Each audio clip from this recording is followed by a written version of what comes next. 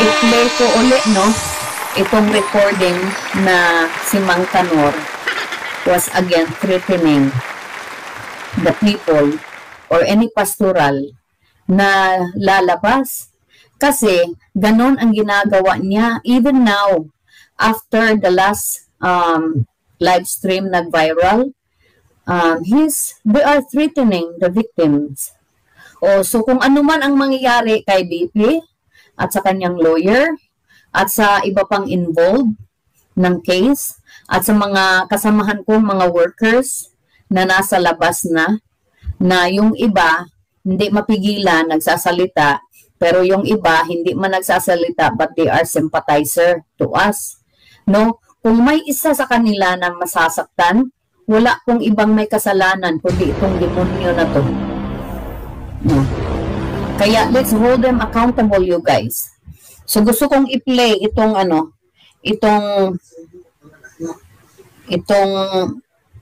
voice recording again ni Mang Kanor na ni-record ng pastoral habang siya ay nagmi-meeting. Hindi niya alam, pero ginawa namin ng caption. So you guys, if you can visit our Facebook page, no, sa Justice Cry for Pastor Apollo Kibuloy's victims. Yan po yung ating yan po yung ating Facebook page. We created that all the victims, no, na nandito na lumalaban. Kami po ang nagmamanage sa Facebook page na yan. Kaya please join us there kasi we need your support. And we are grateful for you guys for being there for us. So, gusto kong ulit to. I-play ulit to. At kasi Bisaya, so I am going to translate it into Tagalog or English, no? Para maintindihan ng lahat.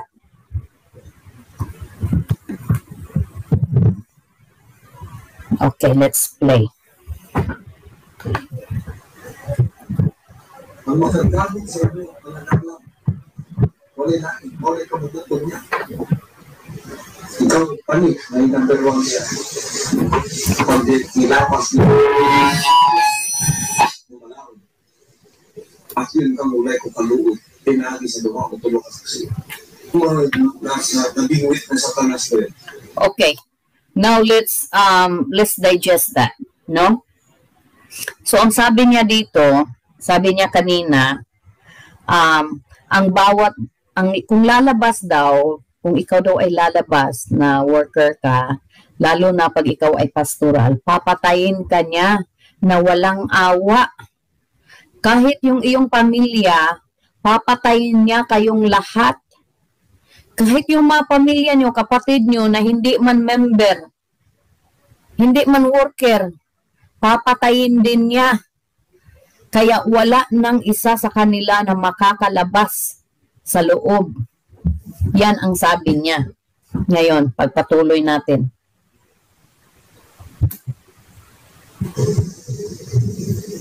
Napakita sila sa internet, malipayin sila. No?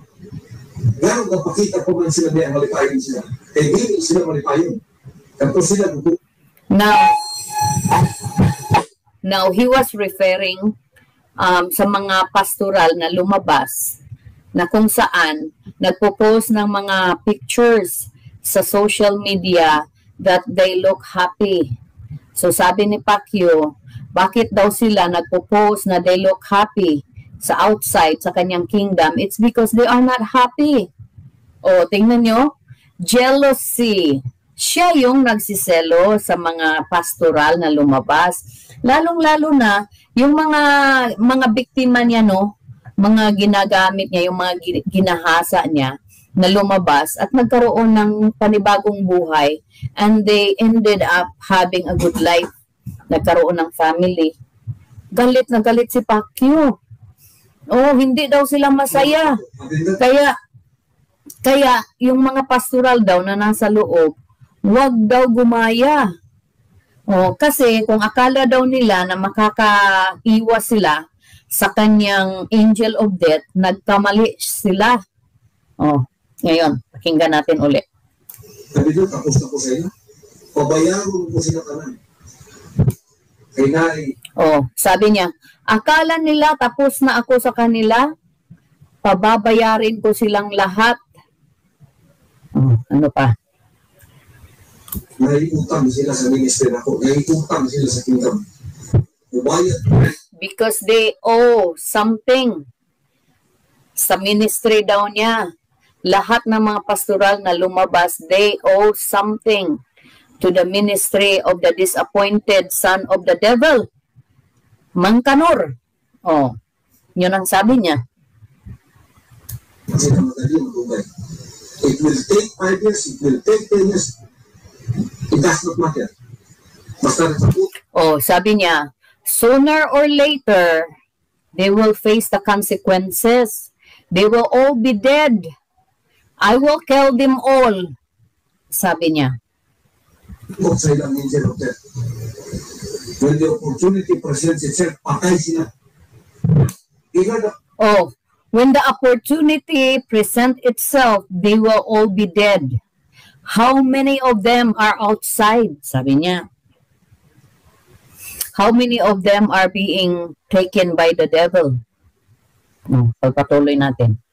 Ang pastoral na naigo nga tapat sa kuha. Kaya pa ninyo. Hindi man niya ko mapasakitan. Biro-biro na. Oh, sabi niya, count every pastorals, all the pastorals who left and who were not here next to me. They think they're gone. They think they are forgotten. They will face the consequences because I won't be, hindi ako masasaktan kung mga member lang. Kasi yung mga member, walang value. Mga pastoral lang ang valuable. Oh, sabi niya, hindi daw siya masasaktan kung mga member lang daw or ordinary worker. Mga pastoral doon siya nasasaktan. Kasi yun yung kanyang mga mga asset when it comes to the darkness of the night. Oh, ganun yun. Kasi so, kung ang lalaki niya, nakik-sex ka na sa iya. Yakag mo na yung paguli mo sa iya.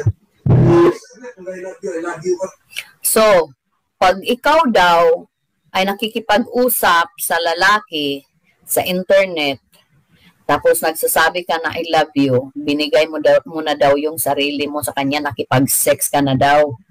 Sabi niya. Kaya, kasalanan daw yun kasi yung mga pastoral para lang sa kanya. Again ha, pagpatuloy natin. Yakag mo yung paguli mo sa iyo. Dapat, paguli ko sa iyo, dapat akong duman ako sa iyo, itry ko mo. Driver, itry ko mo. Kasi ang wato. Dapat ko, para mabawi akong doon kasi ang wato. Ikaw, ang driver, patunta ka. Siguro. Oh, sabi niya, mayaman daw siya, marami siyang pera, tapos ikaw ay halimbawa naging involved ka sa driver at ikaw ay isang pastoral, papatayin niya kayo. Ang driver na naging involved sa iyo at ikaw na pastoral. I will make sure that both of you will be dead. That's the only time na nakapagbayad that I feel good about it, sabi niya.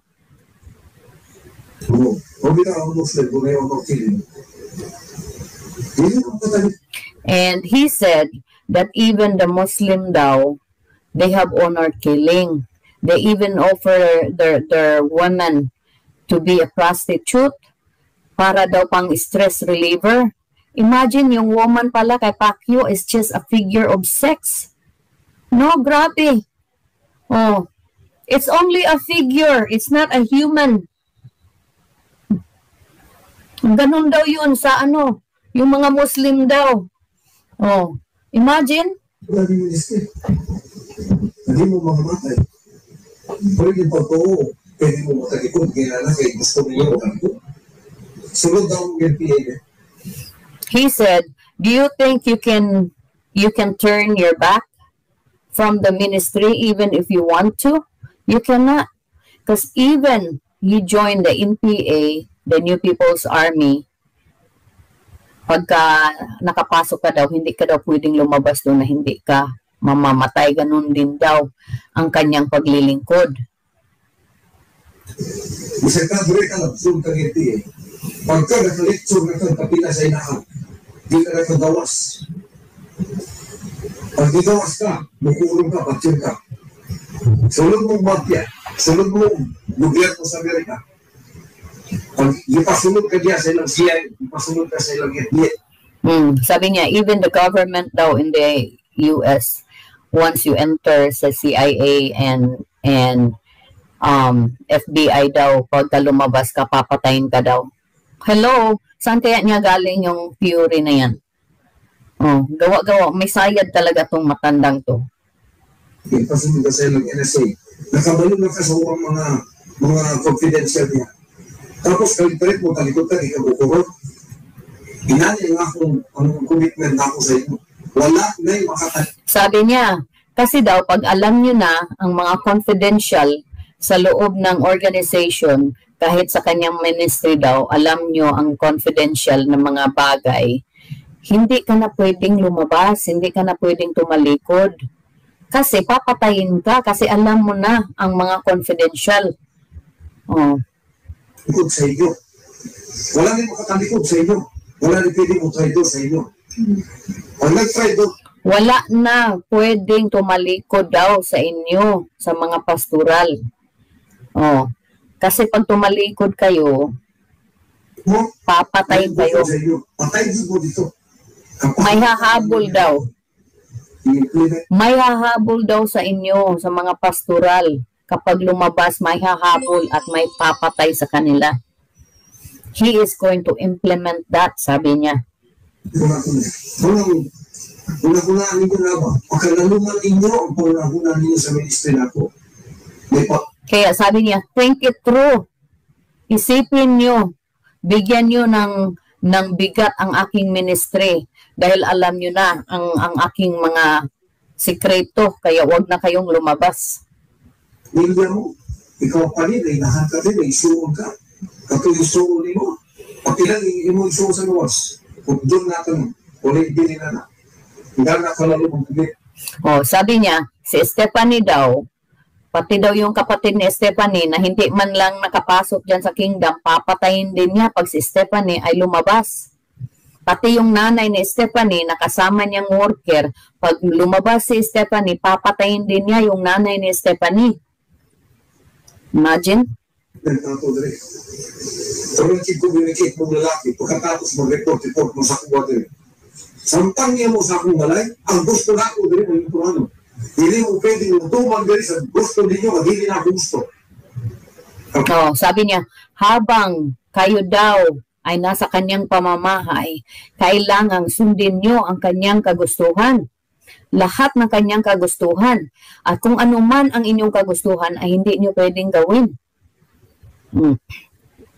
Sa kanya lang. Uy, ang kumawin na kanipal, nagputang sa tanas na ba? Naibugwa ng mga muros, ng mga Muslim. Na yung mga babae siya, magpa-prostitute sa ilang mga wahyo. Oh, sabi niya, envy daw siya sa mga Muslims. Kasi may mga babae daw yung mga Muslims na nagpo-prostitute para pang tanggal ng stress. Kaya nagsiselos daw siya. Gusto daw niya yung mga worker niyang pastoral, ganun din. Magiging happy kapag nakita siya, bibikaka na. Ganun ibig sabihin nun. Para mawala ang stress. Para mawala daw ang stress niya. Weakness sa lalaki, ilabay din na kaya hindi na kabubutol sa mahal. Kaya hindi mo na mo pastoral para sa anak lang mo. Kaya kung ikaw daw, kayo daw mga pastoral, yung mga weakness daw ninyo sa lalaki, pag nakagusto ka pala sa lalaki, weakness mo na yan. O, kailangan mo daw yan itapon. Kasi kapag ikaw ay pastoral, para ka lang daw kay Kibuloy. Kaya kapag nakita mo siya, malayo pa lang siya, bikaka ka na. Kasi pastoral ka eh. O, ganon ang ibig sabihin niya. No. Ganun yun guys. So, gusto kong i-play yan paulit-ulit kasi That is real. Sinabi niya yan at hindi imposibleng gagawin niya kasi ginawa niya na yan multiple times. And now that we have this case going at marami ang mga pastoral na nasa labas, pag may isa sa kanila na nasasaktan o masasaktan, kahit the tip of their hair, wala pong ibang responsible niyan kundi si Mang Kanor. It's very obvious. Kaya let's hold him accountable, you guys. We need your help. We need your cooperation. We need to do this together. Because if you guys don't have our support, we cannot function. Maawa po kayo sa mga biktima. Nagmamakaawa po ako. Pagkatapos po kasi nating basahin yung affidavit nung last na stream ko, affidavit ni BP. Ano po, napakainit po ng kanyang sitwasyon doon sa Pilipinas. Kaya I'm asking the public to help protect each one another, lalong-lalo na yung victims ni Kibuloy na nasa Pilipinas. Kaming nandito sa US, even he wants to kill us all, hindi niya nagagawa. Kasi he's even afraid to go to Manila sa US Embassy, pupunta pa dito sa Amerika para patayin kami. Subukan lang niya. Kasi hindi din naman kami aatras sa labanan. Subukan lang niya.